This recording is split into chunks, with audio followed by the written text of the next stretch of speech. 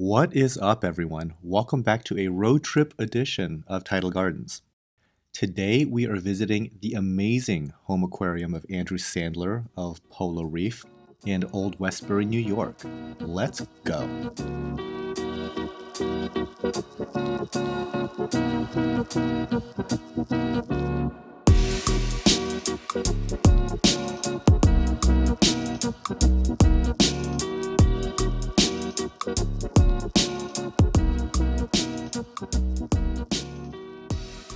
This aquarium is possibly one of the largest private home aquariums in the world, and it is easily the nicest reef aquarium I've seen by a large margin. It's not just the immense size of the aquarium either. There are a lot of really cool technical details and some very interesting livestock choices to talk about. Andrew and his staff have done a masterful job of putting this thing together. Even now, when I'm editing this video, it is just a mind-boggling accomplishment. It's hard to even pick out a starting point on what to talk about. I'll try to organize my thoughts as best I can. I guess that the best place to start is right at the beginning when I first walked in and saw it. Like many people with an internet connection, I've seen video on this tank before. It's been featured on many channels and other publications like Coral Magazine. Let me tell you though, until you see this tank in person, it is hard to appreciate how incredibly big and nice it is. There are two things going on visually that disguise how large this aquarium is, which sounds crazy because it does not look small. But again, it is a lot bigger than what it even looks like. The first is just how optics and water work. Looking through a column of water compresses what you see. So this aquarium is 16 feet long by 15 feet front to back and 9 feet tall. You can easily appreciate the 16 by 9 front-facing panel, but that front to back dimension looks compressed until you look at the tank from one of the side panels, and then you get the full view of just how gigantic it is. Also, this speaks to the size of the coral colonies in this tank. When you are looking through the front panel and see a decent-sized coral colony against the back wall, that thing has to be monstrously large because the water optics makes things look flatter. That coral is still every bit of 15 feet away, and it's still looking big. The second illusion that masks the size of this aquarium is the fish. We're used to seeing certain familiar fish, such as anthias, yellow tangs, these Heniochus butterfly fish, etc., etc. And having a mental touchstone on their size and scale, you can kind of get this feel for the size of the tank that you see online. That does not work for this tank. The fish in this tank are absurdly large. For example, the anthias in my tank are about 2 inches long tops. The ones in here look like they're 6 to 10 inches long. I didn't even know that they grew to that size. And this is not like a square block versus a lyre tail. No, they're both lyre tails. One is just triple the size. The butterfly fish that I typically see at a local fish store are maybe 3 inches, 4 inches. They are easily 12 inches here. They are bigger than my head. So all the media that I consumed leading up to this trip, the fish make the tank seem smaller, if that makes sense. Still huge, but smaller than when you're actually sitting in front of it. No doubt it is a breathtaking display on first glance, and it actually gets more impressive the more time that you spend with it, which is absolutely bonkers. But since we are on the topic of fish, let's talk about the selection of fish in this tank. This is a collection of some of the most rare species all in a single aquarium. There are fish in this tank that are so rare, I feel like I'm talking about Bigfoot, like there were only a handful ever in captivity, and their existence is almost a rumor. Nobody ever really sees one, it's a blurry photo at best. Well, they are here right in front of my face, and there's not just one of them, there's like 4 of them.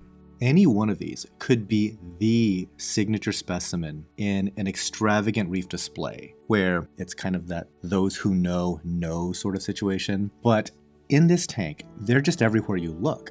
Now, I am admittedly not a fish expert by any means, but even I am aware that some of these fish are legendary finds, and frankly, I might not see them around ever again in another home aquarium, because many of them are unique hybrids. So real quick, I will just point out a few that I noticed. We have here a banded angel. This is a masked angel. This is a wrought iron butterfly fish, super rare. A conspiculatus angel. Tinker's butterfly. Linardi wrasse. This is probably the most famous fish in here, but this is an aberrant Desjardins tang. Got some crosshatch triggers, which by the way were spawning this weekend. We have some masked butterfly fish. These are the signature Red Sea butterfly. I think they're the semi-larvatus butterfly fish.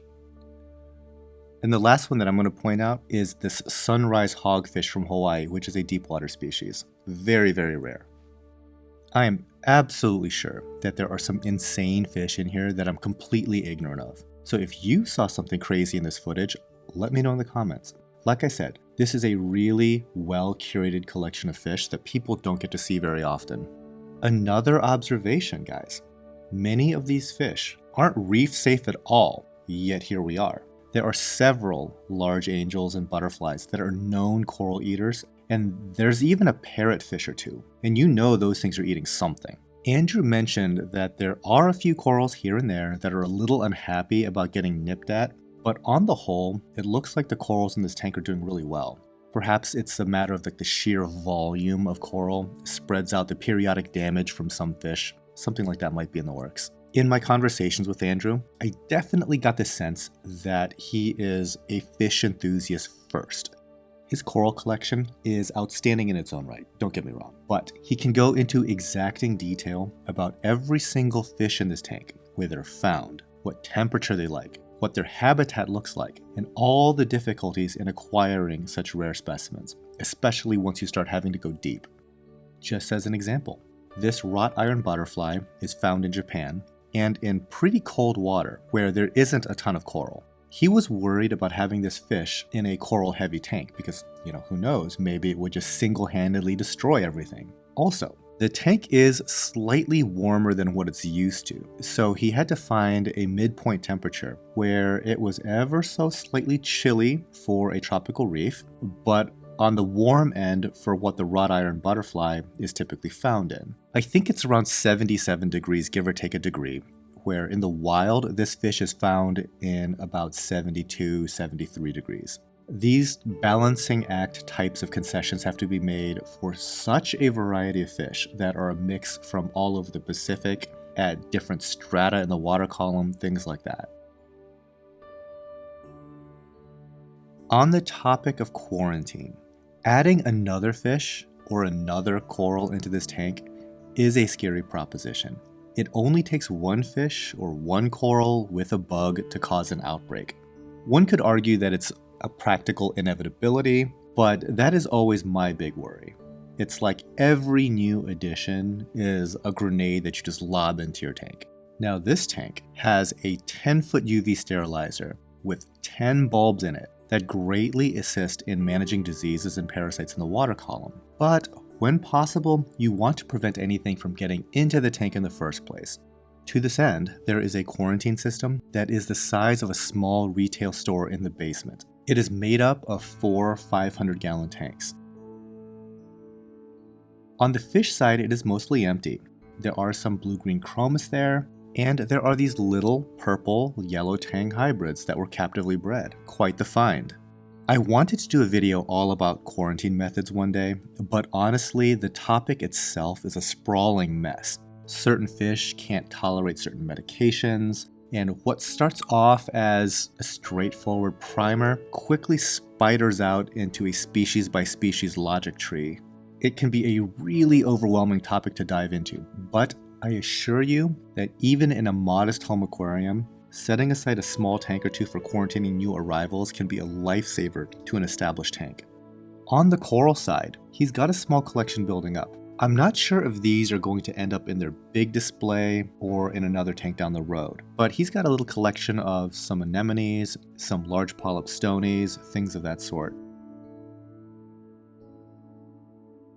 Let's take a look what's behind the curtain of what makes this tank run. This is my wheelhouse right here. I love me some infrastructure design. To filter this water, there are a number of technologies at work. We can start with some of the basic stuff and then get into the more esoteric items that are uncommon on small aquariums, but become kind of necessary on large aquariums. First up, there are two massive protein skimmers made by MRC. These things are roughly 3 feet in diameter and 10 feet tall. One of them is being fed ozone, and Andrew said that he could tell when ozone is being delivered because that skimmer would outperform the other one. That is interesting because you don't often get to see a side-by-side comparison like that. Usually, ozone observations like this when it comes to skimmers is based on a single skimmer's production with the ozone on or off. Because of that, I've kind of heard it both ways, where ozone either enhances skimming or that it doesn't make much of a difference. But in this build, where you have two massive skimmers side by side, you can clearly see the effect of ozone in one versus the other. So again, I found that pretty interesting. Speaking of ozone, there is this unit made by Clearwater on the wall that is delivering the ozone. Lots of it. Now, it may or may not be working quite right because the dehumidifier in this room went down, and the humidity plus ozone generator, that's not a great mix. You want your air as dry as humanly possible. What happens in a humid environment is that the corona discharge in the ozone generator sparks up and it reacts with nitrogen that's in the air. It forms like this scum-like deposit that decreases the efficiency of the unit over time. You can clean the unit out more often to compensate for this, but the root cause is that humidity, and it's going to be this recurring issue. Given that this ozone generator is sitting close to what amounts to a giant swimming pool, there is a good chance that it needs a good cleaning after this dehumidifier gets repaired. The other way that you can tell the ozone might not be functioning at 100% is that the water is not freakishly clear. This tank is by no means murky. Just being able to see the end of a 16-foot deep tank is amazing clarity in its own right. But when ozone is working at peak capacity, it almost makes a tank look fake, like it's rendered. Obviously, you can check your ORP numbers and see if those ORP figures are dipping. ORP we'll get into a little bit later is oxidative reductive potential, and it's a rough estimate of water cleanliness. But like I said, we'll touch on that a bit later.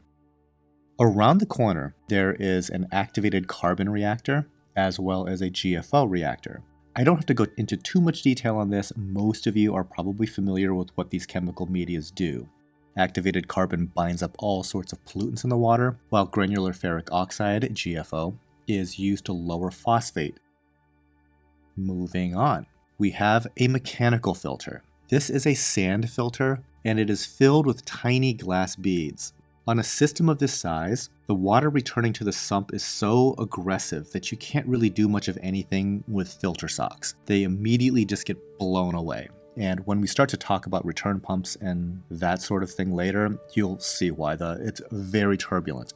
So there is a sand filter that accumulates detritus, and then it periodically blows itself out and self-cleans. I think that these filters come from the pool industry. When I saw this, I really like the idea of a mechanical filter that automatically cleans itself in this fashion. It might be a super pain right now for me to implement, but perhaps in a future thing, this is something worth considering on a really big system. Next up, Sulfur Reactor. This, guys, is something that I have not seen in a really long time. The purpose of this filter is to remove nitrate from the system. This being a reef tank that has hundreds of giant fish that gets fed over 5 pounds of food per day, just having live rock and a little live sand, calling it a day, that's not going to cut it. This system runs at nitrate levels hovering around 5 to 15 parts per million, in large part due to this device. How it works is water from the system gets sent slowly through this main chamber, which is filled with a sulfur media. The slow flow of water creates an anaerobic environment that allows, anaerobic bacteria to grow on that media. Real quick, aerobic bacteria is what breaks down toxic ammonia and nitrite to a much less toxic nitrate. Fish can tolerate nitrate. Corals, on the other hand, don't appreciate high nitrate at all. So you need anaerobic bacteria in low oxygen areas to handle it. That anaerobic bacteria consumes nitrate and creates nitrogen gas, which is inert. This sulfur reactor has unintended consequences that you have to deal with. The first one is pH. The pH dives down super low inside a sulfur reactor. So before that super low pH water gets back into the system, you want to run it through a calcium carbonate stage to buffer it back up to something relatively close to the tank's pH. The second thing is, this reactor will also tank your ORP. As I mentioned before, ORP stands for oxidative reductive potential. It is that rough measure of water cleanliness in a single number. If you feed your tank, that number goes down. If you do a water change, it will go up. You get the idea. In a typical aquarium, it will be around 275, 300 or so. In an aquarium that's running ozone, a good ORP is something in the neighborhood of 300 to 400. All ballpark numbers, but the higher the number means that it is a good oxidizing agent. Inside this reactor, the ORP is negative 250, meaning that it is now a strong reducing agent, and that is going to have the effect of pulling the whole tank's ORP down. Not the end of the world, but it has to be accounted for with regular maintenance, and certainly ozone injection helps. Okay, I lied there. There's 3 issues. The last thing I will mention about this reactor is that it is a bacteria culture, so sometimes it might work a little bit more aggressively at times, and it's possible for it to work too well and effectively reduce the nitrate too much. In that situation, the tank has to get direct addition of nitrate so that it doesn't bottom out and anger the corals. While corals don't like high nitrate, they do require a little bit, and bottoming out the nitrate levels to 0 is arguably worse than having too much in the water. Since we're kind of transitioning our talk away from filtration and into the topic of water chemistry, let's cover what all goes into maintaining the desired levels. Real quick, the target levels for this aquarium for the major stuff, calcium is around 440 to 480 parts per million. Alkalinity is 8.5 to 9 dkh. Magnesium sits at around 1350 parts per million. And he's shooting for a pH of around 8.1 to 8.3. These figures are tested multiple times per week, and each week an ICP is sent out. More on that later. So how does this tank maintain those levels? Starting first with the salt. This tank runs off of the ESV brand salt. This brand of salt can be bought in a multi-part system, where you supply your own sodium chloride, and the salt manufacturer, in this case ESV, supplies the rest in separately packaged components. This is in contrast to most of the salt industry that is a single bag or a single bucket. While it is more convenient just to have a single bag of salt that has everything in it already, there are some advantages to having everything separate and then mixing it together in stages. The biggest benefit is that some of these components want to react with one another. So, some of the formulation and additives in single bag, quote unquote, salt mixes is just to prevent the salt from reacting with itself and degrading the quality. It's also a possible reason why some salts leave a residue when you mix it. There is also an economic benefit to doing the multi-part salt method, especially when you're talking about huge quantities of salt. Transporting a lot of salt across the country is expensive, so you can offset that expense by purchasing a high-quality sodium chloride locally, which is in reality most of the weight of that salt mix. And then you ship in those separate components, which is, by weight, fairly minimal. On that front, Andrew is extra lucky, because ESV happens to be a local company in its own right in New York.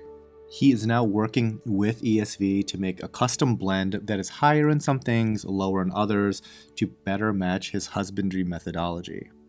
Okay, that is the story about the salt. Moving on. To maintain the major ions for stony coral growth in this system, he's using a combination of kalkwasser dosing, 2-part dosing, and a calcium reactor. The 2-part is ESV's bionic, and he is using about 5 to 10 gallons every month. He is dosing about 40 gallons of kalkwasser each day. Most hobby-grade dosing pumps going full blast can only do about 20 gallons per day. So he needed to go up to a commercial peristaltic pump made by a German company called Sandler to get the reliability and flow rates needed to do this job. You don't hear a lot about these pumps in the aquarium industry, but they are the industry standard in commercial water treatment. I've got one in my building that doses chlorine bleach, so they are built to handle some pretty harsh stuff. The calcium reactor for this tank is an absolute monster. I can't even imagine trying to maintain something like this. Here at Tidal Gardens, we have these 12-inch units, and nobody at my place wants to do that servicing. And the one that's here at Polo Reef is way bigger, maybe 24 inches in diameter by 48 inches tall. I can imagine cleaning out the media in this thing being literally an all-day activity. What is even crazier is that it might not be doing a whole lot for this tank right now. Remember that sulfur reactor that I talked about earlier?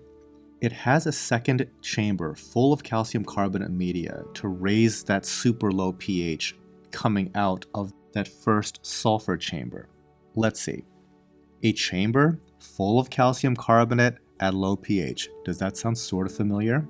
It should. That is exactly how a calcium reactor works. You pump in carbon dioxide to make the water inside of a calcium reactor more acidic to melt down this media, and you slowly deliver it back to your tank. This is what is already happening in the sulfur reactor. As the water from the sulfur reactor gets buffered back up, it is melting down that media in that second stage, acting like a de facto calcium reactor. So maybe I misspoke when I said that this one might not be doing a whole lot. Maybe on this system, there are essentially 2 operating calcium reactors. As for trace elements on this tank, Andrew is dosing a bunch of individual elements based on what the weekly ICP is showing. At one point, there were so many ICP tests getting sent out that it made some financial sense to just buy a machine, but unfortunately, an ICP is not a casual piece of hardware that you just plug in and use. It takes like dedicated lab space. It takes a very skilled technician, or else your results are just going to be garbage. Finding good technicians for ICP is a real challenge. I know that the pharma industry, for example, pays very well for this type of talent. It is not easy to come by. So, Andrew has one sitting in his garage right now doing absolutely nothing. Anyhow, back to trace elements.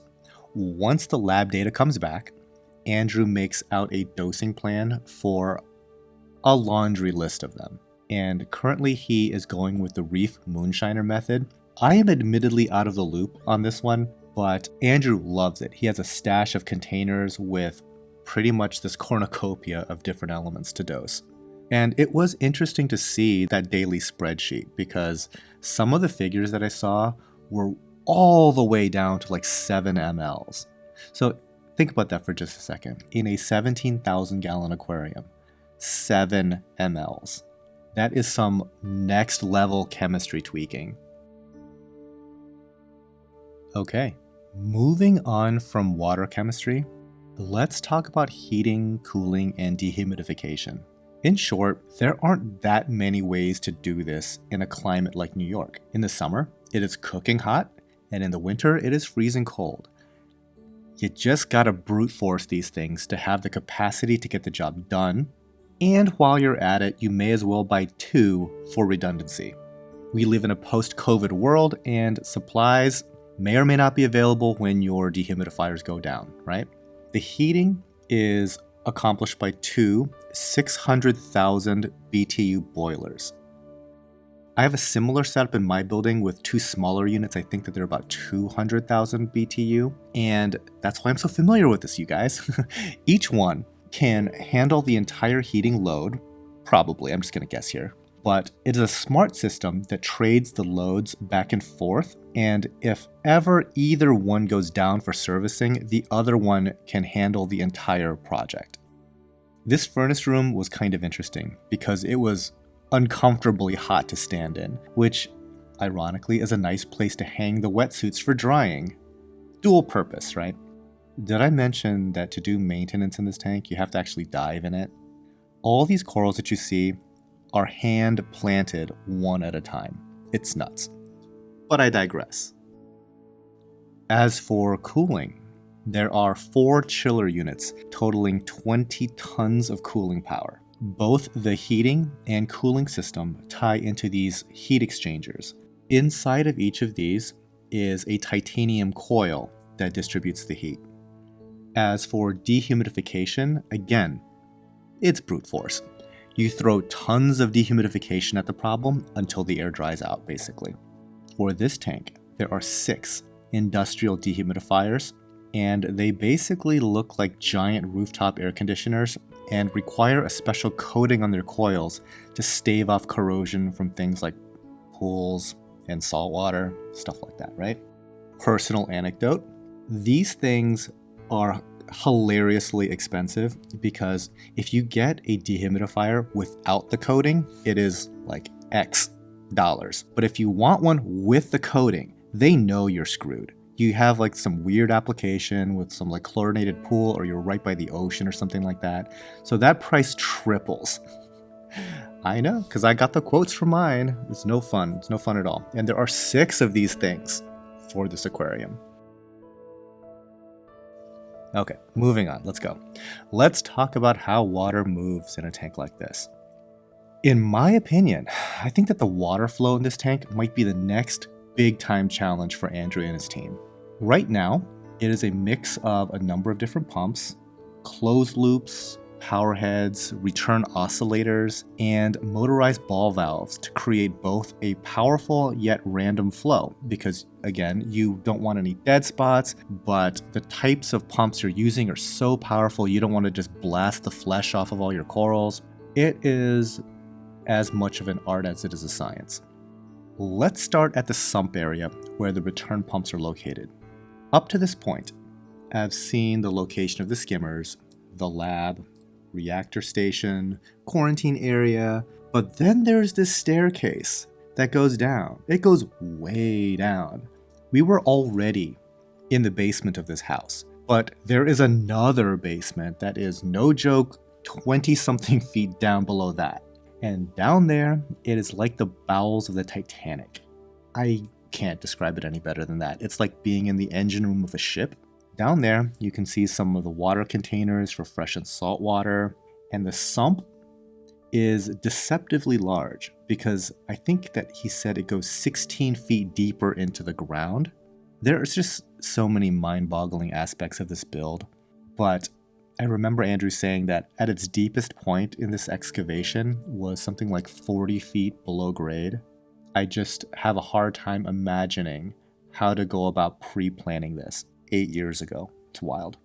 Anyway, from the sump, there are these 10 horsepower pumps that sit easily 10 feet above the water line in the sump. They are able to suck the water up to that height and then deliver it to the tank up on the floor above at pressure. Yeah, these pumps, kinda no joke, they deliver 45,000 gallons per hour each. They have to be cleaned monthly and then rebuilt yearly. I can see some of the out-of-service ones kind of laying around. And actually, there are backups to all the devices that we're talking about. So when I mentioned the whole, why not buy 2 for twice the price? That's what I'm talking about. There really is 2 of everything. Back to flow though. Here is where the flow gets a little fancy.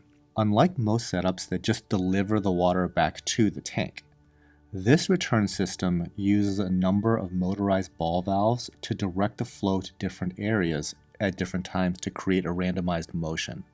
And that in itself is amazing to me because the return line that comes up is a 10-inch Schedule 80. So on top of the 10-inch Schedule 80, you need to find 10-inch motorized ball valves.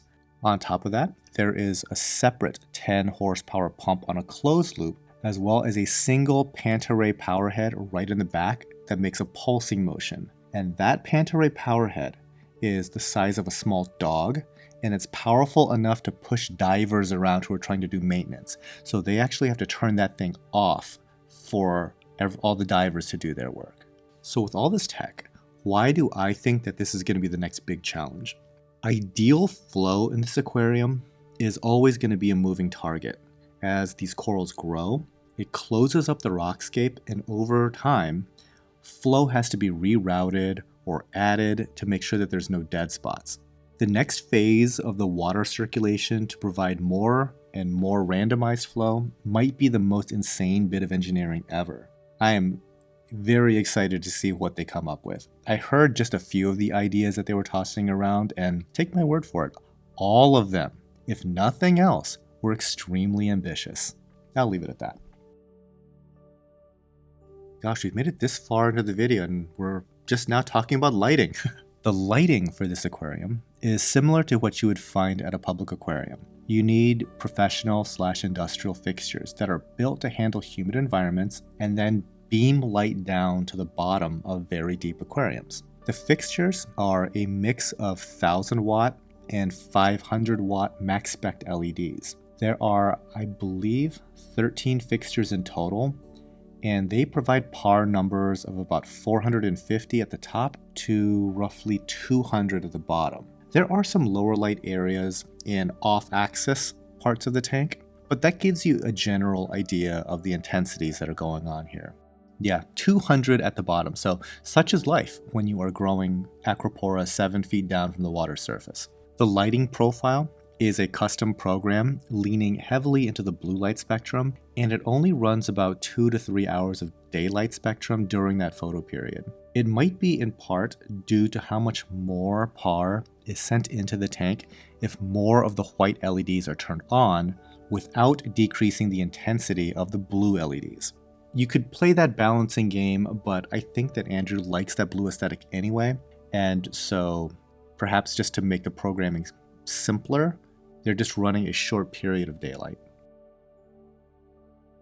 If you couldn't tell already, I am astonished by the amount of tech and design work that has gone into this build. The years of planning, the miles of Schedule 8 plumbing and wiring, the excavation that was necessary.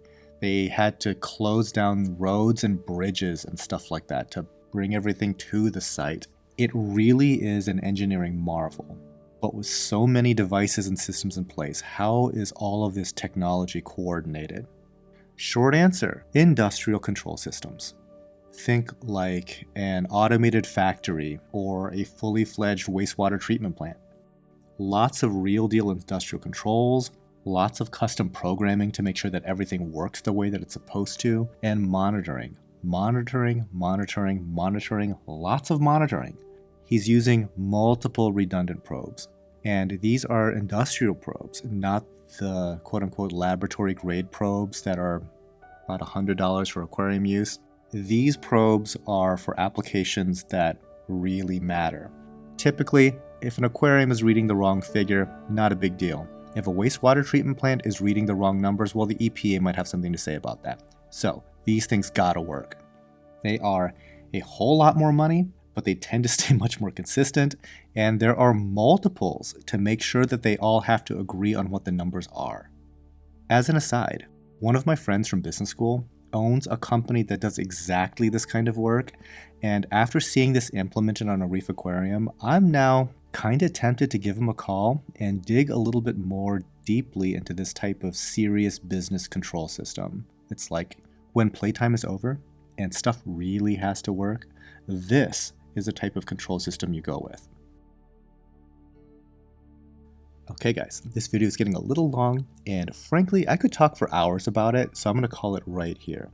I hope that with this video, you got a glimpse of what I saw during my weekend visit. Needless to say, I thought it was pretty cool. Special thanks, of course, goes out to Andrew and the whole crew over at Polo Reef, especially Rashid, for being such a gracious host for our entire stay in New York. If you'd like to follow along with the progress of this aquarium, I encourage you to subscribe to Polo Reef's YouTube channel, and if you enjoy this type of deep dive content, I invite you to subscribe to this channel as well. Until next time, you guys, happy reefing!